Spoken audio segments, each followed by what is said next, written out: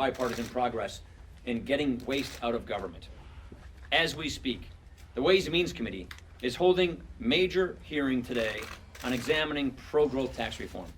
Pro-growth means just that: growth of wages, growth of jobs, growth of opportunity, and growth of our economy. Also this week, the Education and Workforce Committee unanimously approved bipartisan legislation to improve career and technical education. This will make it easier to connect people with the skills they need to get good paying, in-demand jobs. I've got to tell you, wherever I go, in Wisconsin last week, we have a real skills gap between the skills people need to get good jobs and the good jobs that are out there being offered. This is something that we really have to address, and I'm very pleased that the Education and Workforce Committee is moving forward on this legislation. Later today, Armed Services Committee Chairman Mac Thornberry will unveil the third installment in his effort to streamline the Pentagon's bureaucracy and to improve the way that we develop weapons systems. This is an essential part of our efforts to rebuild our military for the 21st century. Ahead of Memorial Day, the Veterans Affairs Committee has approved 11 bills, including bipartisan legislation to fix the VA's broken appeals process. This is a problem that we've been working on tackling for years, and under Secretary Shulkin, the VA is already taking real strides to get our veterans better care, shorter lines, and more peace of mind. Over in the Senate, our colleagues continue to discuss the path forward on keeping our promise to repeal and replace Obamacare. And lastly, yesterday the President signed the 14th Congressional Review Act resolution to stop President Obama's last regulatory onslaught that he did last year. Up until this year, Congress had successfully just repealed one regulation under this law. Now, just this year already, we've done it 14 times in a matter of months. We have much more to do to end Washington's culture of overreach and overregulation, but this is a big promise kept as we work to protect jobs and to grow our economy. I know it's a long list. It is by no means complete. Every day here, we are working to advance our agenda and to address the problems that Americans face in their everyday lives. Questions? Bill. Mr. Speaker, earlier this week, Senator McConnell said, quote, "We could do with a little less drama from the White House on a lot of things," saying basically it could undercut or hamper your agenda. Do you agree with that assessment? Well, yeah, it's always nice to have less drama. But the point I'm trying to make, and I tried to make this the other day at my press conference, people in the country need to know that we're busy at work trying to solve their problems. So I realize that there's a lot in the media these days. That doesn't seize up Congress. That doesn't stop us from doing our jobs to work on people's problems. One of the reasons why I just read you the list of just what we've done this week on closing the skill gap, on streamlining IT to get waste out of government, make the Pentagon more efficient, get tax reform moving. These are things that really affect people in their daily lives. We're working on this. And so I just think it's very important that people know that we can walk and chew gum at the same time. And sure, drama is not helpful in getting things done, but we're still getting things done, and that's the important point. Yeah. Mr. Speaker, a number of congressional leaders met with the Deputy Attorney General Rod Rosenstein here at the Capitol last night. Were you at that meeting, and what's your understanding about why DOJ took this step? Well, I was at the meeting. I don't comment on such meetings that are classified. As I said before, I believe that the professionals of the Justice Department need to do their jobs independently, objectively, and thoroughly. And I believe the special counsel, which is Robert Mueller now, helps them do that. Do you think it interferes with the congressional investigation? No, it doesn't, actually. So we are going to keep these investigations going here. As I've always said, I think the intelligence committees are the right place to do that. This is an investigation involving Russia, involving another country interfering with our elections. And so the Intelligence Committee, in my opinion, is the best place for that. And so these bipartisan, bicameral investigations, House Intelligence Committee, Senate Intelligence Committee, are going to continue their investigations. Rachel. You didn't mention oversight there. Do you think oversight should continue? And another follow-up on that, Oversight Chairman Jason Chaffetz has told people he's going to be probably leaving around June 30th for Fox. Does that present a conflict? I've not spoken to Jason about that, so I don't know. He has not told me that, so I have not spoken with the chairman about that. If he is leaving, do you think that he should step aside? I will find out from Chairman Chaffetz what he is doing or isn't doing. So I'm not going to comment on something that's in the media. I'd rather hear from him myself as to what his plans are. As far as the Oversight Committee, they've made document requests. That's the Oversight Committee's responsibility. That's what they do. That's why it's called the Oversight Committee. So it's perfectly appropriate that they make these document requests. But as I said, especially with response to intelligence, that's where I think the Intelligence Committee should do their jobs. Chad. Thank you.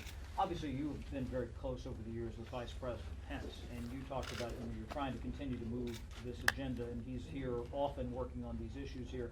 But considering the maelstrom that we've dealt with Trump and Russia the past few days, there have been some members who have said we might be better with Vice President Pence. Oh, What's good your grief. what's your take on it? We they're shouldn't saying even- this- I'm not even gonna give credence to that. I'm not even gonna comment on that. But your members are saying that. There are Well- some members who are saying. there's not even a point making a comment on that. Yeah. Mr. Speaker, does the appointment of a special counsel, you think, give you some breathing room now at least to go on this agenda? Well, like I said, the appointment of the special counsel, I think, helps assure people and the Justice Department that they're gonna go do their jobs independently and thoroughly, which is what we've called for all along. And so I think it was perfectly appropriate to do that. In the meantime, we're gonna keep doing our jobs.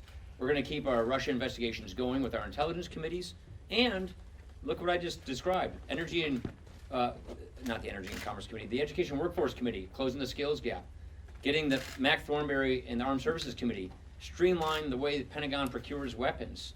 Let's get Ways and Means working on tax reform. Let's fix people's problems, and all of our committees are still doing that. So, as I said, I know that people get consumed with the news of the day, but we are here working on people's problems every day. And we have all these different committees that do different jobs, and our job is to make sure that we still make progress for the American people, and we're doing that. But look what you're being asked about. Yeah, you wanna ask about tax reform? All right, yeah, go ahead, Mike Emanuel. She's, you'll get kicked on if you say tax You reform. guys got Pence. All right. Mr. Speaker, thank you. Regarding tax reform, there are some folks who think it could slip beyond this year. Where are you at this No, I don't point? think that's the case. Our goal, and I feel very confident we can meet this goal, is calendar year 2017 for tax reform. And I think we're making good progress. Does Bloomberg have a tax reform? I do, actually. Senate Leader, Majority Leader Mitch McConnell has said that he thinks the prospects for the border adjustment part of the plan are rather bleak in the Senate. And yet he still says that it should be revenue neutral. What are the alternatives being discussed? And is there a way that the border adjustment can either have a transition that would make it more palatable, or some kind of half border adjustment? Yeah, so I think you can say yes to all of the above to what you just said. What we have to do, and as an old tax writer, I would say this is, you have to weigh alternatives off one another. It is obvious that you can and should have some kind of an adjustment and phase-in period if you're going to have a border adjustment. I obviously think border adjustment is the smart way to go. I think it makes the tax code the most internationally competitive of any other version we are looking at. And I think it removes all tax incentives for a firm to move overseas or to move their production overseas.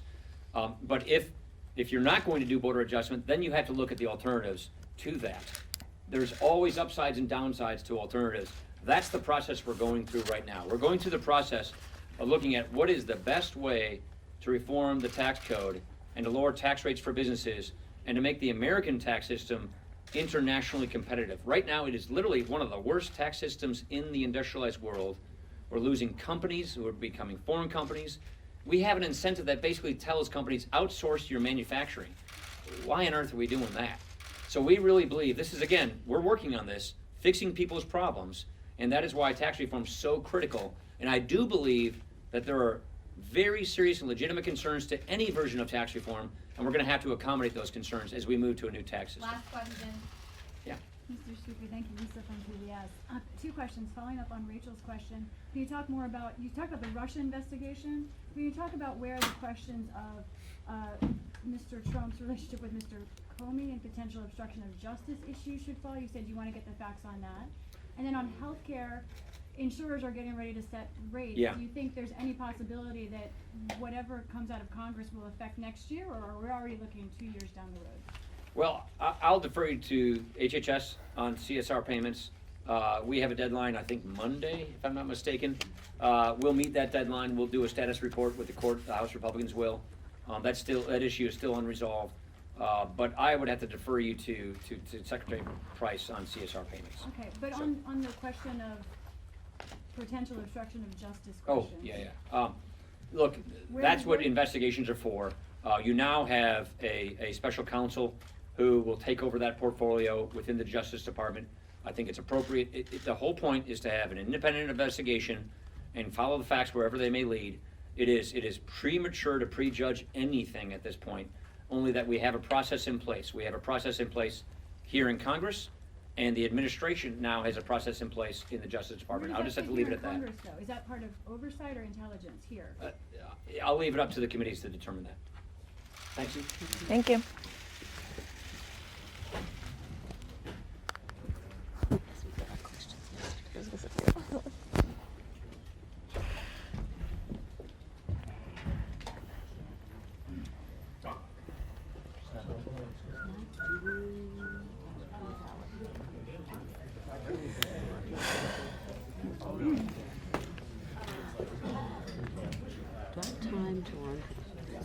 Oh, totally. She's never Oh, yeah. on time, by the way. Are we even sticking around? So, Want to come? yeah. I have no idea what it is. Yeah. Oh, right now? Okay, great, thanks. I guess I can't come. Let me know what I missed.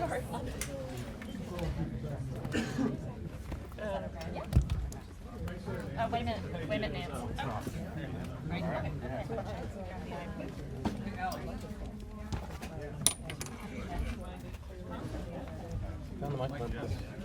A microphone? Yeah, Is that for that? it's only gonna work for my mix. Yeah. Yeah. Yeah.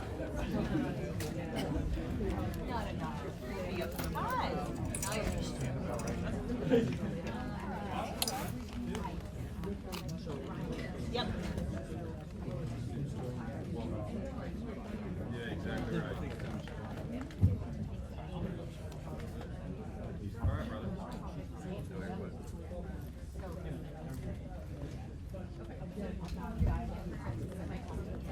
Hey.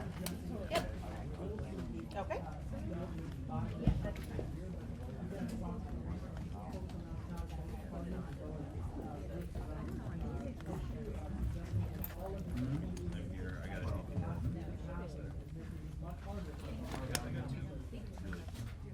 That's correct, and it doesn't appear that Congress got any more notice than they did. I asked Speaker Ryan in this press briefing whether he was among the leaders who received a briefing from the Deputy Attorney General, Rod Rosenstein, who made this decision last night here on Capitol Hill. He said he was, but wouldn't give us any more details about that conversation, which took place shortly after the Department of Justice made the announcement that Robert Mueller would be tapped to be special counsel.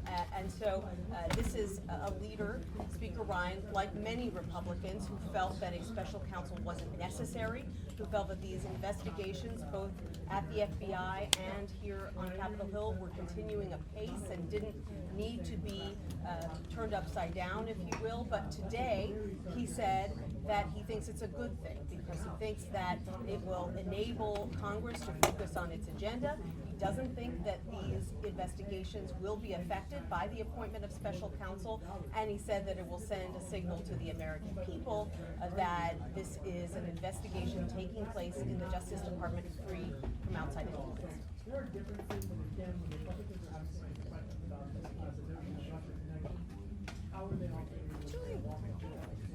Sorry, I missed your text. Yeah, I don't know if you want to. Sorry, you don't have, I couldn't tell. Should get some amazing B-roll. That's right, yeah. It felt Well, we good. just learned from the Senate Intelligence Committee, which, as you recall, requested first that he provide certain documents to the committee. When he didn't, then they issued their first subpoena to Flynn and his attorneys for those documents. Well, we've now learned that Flynn does not intend to cooperate with the Senate Intelligence Committee, and so now they are reviewing their options, trying to figure out their next steps. Increasingly, Michael Flynn is at the heart of this investigation, especially because you have this new reporting by the New York Times that he may have informed